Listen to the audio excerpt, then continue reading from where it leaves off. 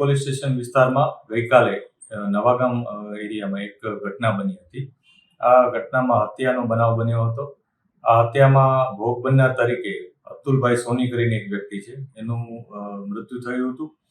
એ વ્યક્તિનું અગાઉ થોડાક દિવસ પહેલા જે આરોપીઓ છે, 5 આરોપીઓ, એના સાથે ઝઘડો થયો હતો. અવારનવાર તકરાર પણ થતી હતી, પરંતુ ગઈકાલે તેઓએ એક આયોજનપૂર્વક રીતના આ બનાવને અંજામ આપ્યો હતો. આરોપીઓમાં એક કાયદાના સંઘર્ષમાં આવેલ બાળ કિશોર છે.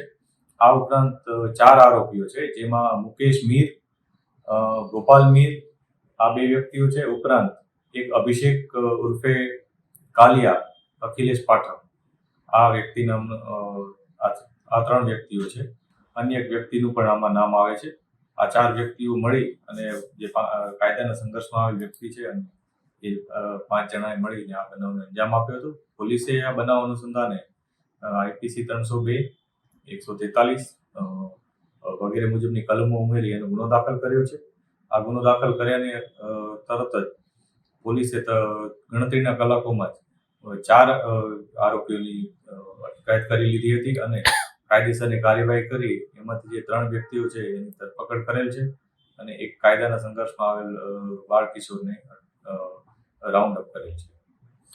આ લોકો પોલીસને ઇન્ફોર્મેશન જે મળી હતી એ મુજબ એ લોકો જે ડિંડોલી પોલીસ સ્ટેશન વિસ્તાર છે એનાથી બહારના એરિયામાં જતા રહ્યા હતા. પોલીસે તત્કાલ એમનું પોતાના સોર્સ મારફત ઇન્ફોર્મેશન મેળવી અને આરોપીઓ સુધી પહોંચી ગયા હતા અને પહોંચીને તત્કાલ તેઓને રાઉન્ડ અપ કરી અને લઈ આવ્યા હતા. એકવાર એ લોકોનું આઈડેન્ટિટી વેરીફાઈ કરી હતી, એમનું જે બીજી ડિટેલ્સ છે એ વેરીફાઈ કરી હતી અને ત્યારબાદ તેઓની ધરપકડ કરી.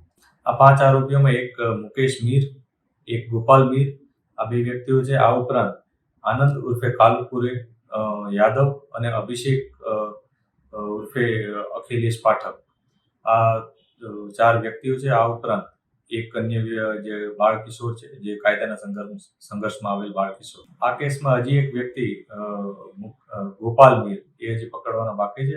એની ધરપકડ પણ જલ્દી થઈ જાય એ માટે પોલીસ પ્રયાસ કરી રહી છે.